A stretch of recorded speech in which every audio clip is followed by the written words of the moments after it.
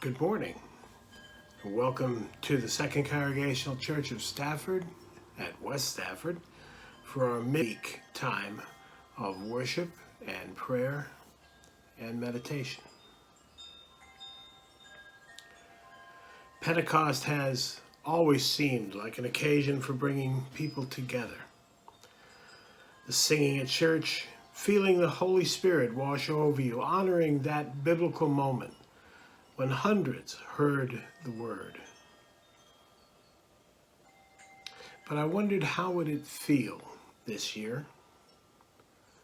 Maybe staying at home, maybe watching a service on video, or as we did, gathering Brookside on our beautiful lawn for an outdoor service.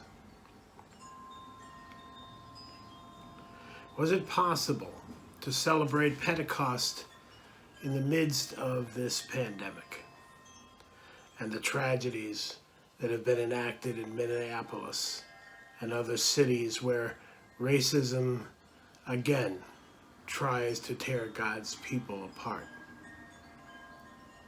Is it possible to know some of that early joy from that first Pentecost? So I went back to the Bible to look for some clues if that could happen. First thing I found was this quote from Acts chapter 1. "Do not leave Jerusalem, but wait for the gift my Father promised, which you have heard me speak about." Okay, it's not exactly shelter in place, but Jesus was telling his disciples to stay where they were. He would send the Spirit to them. A good reminder that God meets us wherever we are. Second, this is from the 14th chapter of John. "But the Advocate, the Holy Spirit, whom the Father will send in my name, will teach you all things and will remind you of everything I have said to you."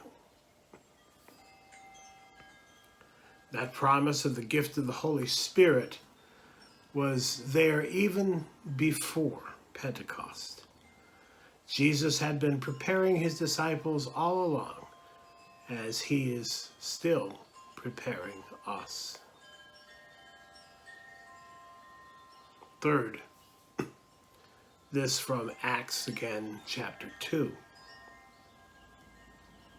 "When they heard this sound, a crowd came together in bewilderment, because each one heard their own language being spoken."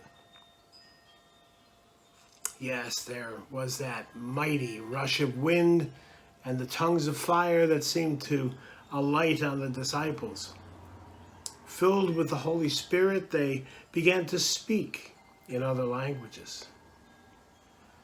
But more astonishing, the disciples, who were only mere Galileans, as the text says, were heard and understood by all those foreigners gathered in Jerusalem. To really hear and understand them. Isn't that a prayer to make on Pentecost? No matter where you are, no matter how small the crowd, to be heard and understood.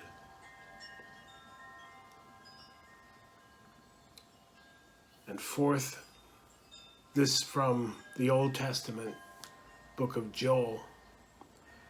"And afterward I will pour out my Spirit on all people. Your sons and daughters will prophesy. Your old men will dream dreams. Your young men will see visions." This promise of the Spirit goes far back, long before Jesus came to earth. The gifts are there for all of us alike. And the fifth thing I found was in the Old Testament book of Exodus, chapter 23. Celebrate the festival of harvest with the first fruits of the crops you sow in your fields. Similarly, the festival that brought all those pilgrims to Jerusalem in the first place was something that went way back, all the way back to Moses.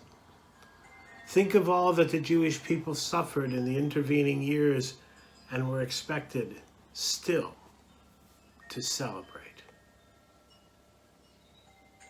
Sixth, this from the first letter to the Corinthians in the 16th chapter. But I will stay in Ephesus until Pentecost.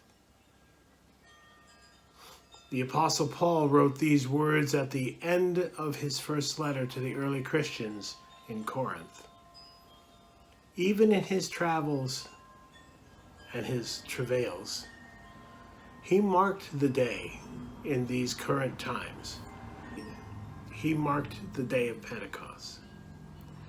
In these current times, with the disruption of our usual schedules, and not to mention our travels, it's easy to lose track of time. All the more reason to mark the day. So, happy Pentecost. This now is the season of Pentecost starting last Sunday, and it will be the season of Pentecost all the way until Advent. The gifts of the Holy Spirit are there for all of us, even now, even in this time, especially now. We will continue to gather for outdoor worship.